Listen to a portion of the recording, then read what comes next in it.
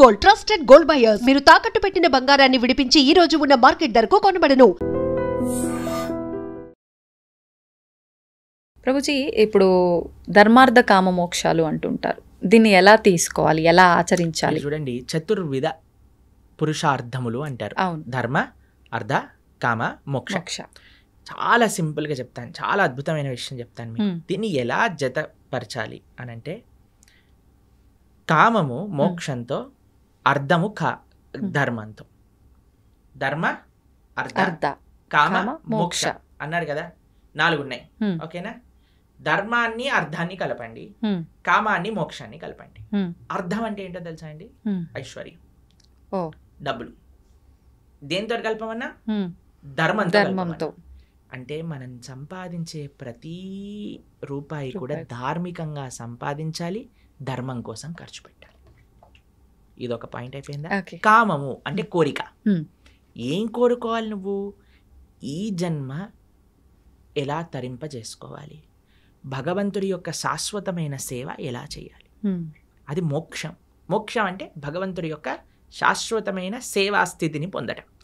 వైకుంఠంలో, గోలోకంలో స్వామిని ఆరాధన చేసుకోవటం. ఎవరు మన భగవత్ స్వరూపంగా మనం భావించి ఆరాధన చేస్తున్నాము, స్వామి దగ్గరికి వెళ్ళి చక్కగా రామ, కృష్ణ, నరసింహ, నారాయణ వాళ్ళకి ఆరాధన చేసుకోవటం, నిరంతరం వారి యొక్క సేవలో ఉండటం. కాబట్టి కోరిక మోక్షం కోసం, అర్థం ధర్మంతో కలపడం. ఎప్పుడైతే ఇలా మనం ఉంటామో, ఎప్పుడైతే మనం ఇలా మనం చేస్తామో, ఎప్పుడైతే ఇలా మన జీవనం ఉంటుందో, ధార్మికంగా సంపాదించటం, ధర్మం కోసం వెచ్చించటం. కోరిక కేవలం భగవంతుని తెలుసుకోవటానికి, భగవంతుడి యొక్క సేవ కోసం ఎప్పుడైతే ఉంటామో, అప్పుడే మానవుడు పరిపూర్ణ జీవనాన్ని జీవించేవాడు. ఈ విశేషాలన్నీ కూడా మనకి భగవద్గీతలో ఉంటాయి. కానీ ఇదంతా ఉల్టా జరుగుతుంది కదా ప్రభుజీ ప్రస్తుతం. అంతే కదండి, డబ్బు సంపాదించడం కోసమే కోరికల కోసం ఖర్చు పెట్టేస్తున్నారు. ధర్మము మోక్షం అయితే తెలియదు. అవును. ఇప్పుడు ఏం చేసినా దీనికోసం. పిల్లవాళ్ళకి మీరు చూడండి, బాగా చదువుకోవాలి నాన్న, అప్పుడే డబ్బులు బాగా వస్తాయి, డబ్బులు బాగా వస్తే సుఖంగా ఉంటావు. చిన్నప్పటి నుంచి వాడికి 2 విషయాలు చెప్తున్నాను కదండి. బాగా సంపాదించి మంచి జాబ్ వస్తే మంచి పెళ్ళాం ఉంటుంది, కథం అయిపోయి జీవితం నచ్చినట్టుగా ఉండగలుగుతాం. జీవితాన్ని అన్యాయం. అక్కడ చిన్న పిల్లవాడికి డబ్బులు సంపాదించు, సుఖంగా ఉండి, ఈ 2 విషయాలు చెప్పి పెంచితే రేపు పొద్దున వాడికి డబ్బులు సంపాదించలేని పరిస్థితి ఒకవేళ వచ్చింది అనుకోండి, వాడు చచ్చిపోదాం అనుకుంటున్నాడు. మళ్ళీ వాడు ఇంకా వేరే దారుల్లో ఎలా అయినా డబ్బు సంపాదించే ప్రయత్నం కూడా చేస్తాడు. అంతే కదండి. ఇప్పుడు బెట్టింగ్లన్నీ ఎందుకు చేస్తున్నారు? ఇప్పుడు ఈ యాప్లన్నీ ఎందుకు వస్తున్నాయి? ఎందుకు ఇంతమంది? నేను కాలేజీలో ఇంజనీరింగ్ చదువుతున్న రోజులలో ఎంతమంది అండి బెట్టింగ్లు పెట్టి ఇంట్లలోంచి లక్షలు డబ్బులు తెచ్చి అక్కడ పెట్టేసి కొట్లాడుకొని నెత్తుర్లు వచ్చి పెద్ద పెద్ద గ్యాంగులు ఏర్పడి, అసలు ఎంత అన్యాయం అంటే అంత అన్యాయం. ఎందుకోసం అండి? డబ్బులుంటే సుఖంగా, డబ్బులు అవసరమే. ఎవరు చెప్పలేమండి డబ్బులు ఉండకూడదు, డబ్బులు లేవు, కష్టపడు, ధార్మికంగా ఉండు. అన్నిటికంటే మీకు ఏం తెలుసు అండి, డబ్బుల కంటే ముఖ్యం స్వాంతన అంటే సాటిస్ఫాక్షన్. ఎంతున్నా సరే దాంట్లో సుఖంగా ఉండేవాడు కదండి. ఇప్పుడు చూడండి, రోజంతా నేను పని చేస్తాను, నిద్రపోయేటప్పుడు నిద్ర మాత్రలు మింగి పడుకుంటాను అనేవాడి కంటే కూలీ నాలి చేసుకొని 500-600 రూపాయలు సంపాదించి హాయిగా పడుకునేవాడు మెయిల్ కాదా చెప్పండి? అదే మేలు. అవును. కాబట్టి ఇప్పుడు హోటళ్లలోకి వెళ్ళి తిని దాన్ని డైజెస్ట్ చేసుకోవడానికి మెడిసిన్లు వేసుకొని ఇలా ఉండే బ్రతికేవాడికైనా చద్దన్నము, మజ్జిగ, కారము పెట్టుకొని తినేవాడు, ఆ అన్నం కరెక్ట్గా ఒక పూట కడుపులో టైంకి తినేవాడు మంచివాడు కాదంటారా చెప్పండి? కాబట్టి సుఖం ఎక్కడుంది అంటే నీ భావనలో ఉన్నది. స్వాంతన అది ముఖ్యం. అన్ని కోట్లుగా సంపాదించి సుఖం లేదు, స్వాంతన లేదు అన్నవాడికి మనం ఏం చేయగలుగుతాం చెప్పండి? కాబట్టి భగవద్గీత ఒక ఓవరాల్ ఒక మంచి కంప్లీట్నెస్ని జీవితానికి ఇస్తుంది. అందుకే మనకి భగవద్గీత యొక్క విశేషం ఎన్నోసార్లు చెప్పుకున్నా. అందుకే మనం అనుకుంటున్నాం ఈ సంవత్సరం ఈ జూలై 7వ తారీఖు నుంచి 18 రోజులు భగవద్గీత కోర్స్ చేయటం వల్ల కనీసం యువత, ఎవరైనా చిన్నపిల్లలు, పెద్దవాళ్ళు, ముఖ్యంగా యువకులు కానీ చక్కగా వచ్చి, అందుకే మీ ప్రేక్షకులందరికీ చెప్పేది ఏంటంటే, ఇంటిల్లి పాది ఎలా అయితే మీరు సీరియల్లను చూస్తారో, ఆ రియాలిటీ షోలను చూస్తారో అందరు కూర్చొని, ఆ సినిమాలు ఎలా అయితే చూస్తారో, న్యూస్ ఎలా అయితే చూస్తారో, అలా ఇంటిల్లి పాది కూర్చొని భగవద్గీత కూడా శ్రవణం చేయండి. ఆ శ్రవణం చేయగలిగితే మొత్తం ఇల్లంతా ఒక మంచి మార్పుని పొందుతుంది, దాంట్లో ఎటువంటి సందేహం లేదు. కాబట్టి ఈ యొక్క కోర్స్ జూలై 7వ తారీఖు ప్రణవానంద దాస్ ఛానల్లో 7:30కి సాయంకాలం 7:30 నుంచి 9 గంటల వరకు చక్కగా శ్రవణం చేయండి. ఎన్నో మంచి మార్పులు మీరే మళ్ళీ మాకు చెప్తారు. అది తప్పకుండా ఆ కోర్సులో కలుసుకునే ప్రయత్నం చేద్దాం. మీరు కూడా రావడానికి ప్రయత్నం చేస్తామన్నారు, అవును కదా? ప్రయత్నిస్తాను రావడానికి, వీలైతే వస్తాను. ప్రభుజీ, మనకు అతి త్వరలోనే తొలి ఏకాదశి రాబోతుంది. ఇందాక మీరే చెప్పారు. అసలు ఏంటి తొలి ఏకాదశి అంటే? మన సనాతన ధర్మంలో ఏకాదశికి ఒక ప్రాధాన్యత ఉంది, దాని గురించి ఒక్కసారి వివరంగా. ఏకాదశి అత్యంత పరమ పవిత్రమైన రోజు. ఏకాదశి ఉపవాసం, ఏకాదశి వ్రతం చేయకుండా ఎవ్వరు ఉండకూడదు. ఏకాదశి వ్రతం చేస్తే అన్ని వ్రతాలు, నోములు, పూజలు చేసిన ఫలితం వస్తుంది. ఏకాదశి వ్రతం చేయకుండా ఎన్ని చేసినా ఫలితం ఉండదు.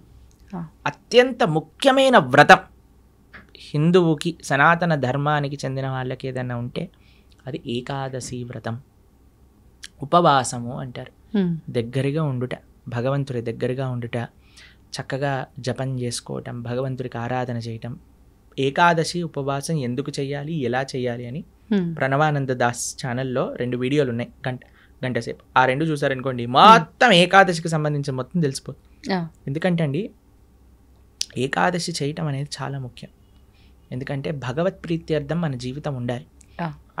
భగవంతుడికి అత్యంత పరమ ప్రియమైన రోజు ఏదన్నా ఉంటే అది ఏకాదశి. భగవంతుడికే ప్రియమైన భక్తి అంటాం కదండి మనం. భక్తి జనని అంటే భక్తిని జనింపజేస్తుందట, మనందరికి ప్రధానిస్తుందట. ఆ రోజు ఏది అంటే ఏకాదశి. ఏకాదశి వ్రతం చేయటం చేత భక్తి వర్ధిల్లుతుంది, భక్తి పెరుగుతుంది, భక్తి వస్తుంది అని చెప్తారు. కాబట్టి అలాంటి ఏకాదశి వ్రతం చేయటంలో అత్యంత సావధానంగా ఉండాలి మనందరం. పాపం ఎవరైనా ప్రభుజీ ఇంతవరకు చేయలేదండి, ప్రారంభం చేస్తా, ఎప్పుడు చేయాలి అని అన్నారనుకోండి, తొలి ఏకాదశి లేదా దేవశయని ఏకాదశి అంటారు దీన్ని. భగవంతుడు ఆ రోజు యోగ నిద్రలోకి వెళ్తారట. గురక నిద్ర కాదు, యోగ నిద్రలోకి వెళ్తారు స్వామి తొలి ఏకాదశి రోజున. పార్శ్వ ఏకాదశి రోజు ఒక చేతి నుంచి ఇంకో చేతికి మారుతారనమాట. ఇలా మారుతాం కదా. దాని తర్వాత ఉత్థాన ఏకాదశి రోజు భగవంతుడు లేస్తారట. పడుకోవటం అంటే అని నిద్రపోవటం కాదు, ఆయన యోగ నిద్ర. అంటే అంతరాత్మయి పరమాత్మ రూపంలో అందరినీ చూస్తూ ఉంటారు. ఇప్పుడు చూడండి, చిన్నప్పుడు ఎవరైనా మనల్ని ఇది చేయడానికి వచ్చారనుకోండి, వెంటనే కళ్ళు మూసుకొని పడుకున్నట్టు యాక్టింగ్ చేస్తారు. అప్పుడు వాళ్ళు ఏం చేస్తున్నారు చూస్తాను అనమాట. పర్వాలేదు బాగానే ఉన్నారన్న కలుపు తెచ్చి వచ్చారా మీరు అని అంటారు. లేకపోతే వాడు ఏదైనా తేడా చేశాడు అనుకోండి, వెంటనే మనం ఇది చేస్తాం, అవునా కాదు? అలాంటివి చేస్తూ ఉండే. అట్లా భగవంతుడు కూడా చూస్తున్నాడు అనమాట, ఏం చేస్తాడు వీడు నిద్రపోయినప్పుడు అని. కాబట్టి 4 నెలలు కూడా చాతుర్మాస్యము అని అంటారు, వ్రతం పడతారు. యతీశ్వరులు వ్రతం పడతారు, అందరూ వ్రతం ఉంటుంది. ఎవరెవరికి ఆశ్రమ నియమం ప్రకారంగా నియమాలు ఉంటాయి. 4 వస్తువులు మానేయాలి అని చెప్తారనమాట. 1 నెల పెరుగు, తర్వాత పాలు, తర్వాత పాలకూర ఇత్యాది ఆకుకూరలు, దాని తర్వాత మినప్పప్పు. ఇలా 4 నెలలు ఒక్కొక్క ద్రవ్యాన్ని విడిచి ధార్మికంగా ఆధ్యాత్మిక కార్యక్రమాలు చేస్తూ అలా ఉండాలి అని చెప్తారు. కాబట్టి చాతుర్మాసం అనేది అత్యంత పరమ పవిత్రమైన మాసం. భగవంతుడి యోగ నిద్రలోకి ప్రవేశించే రోజు తొలి ఏకాదశి.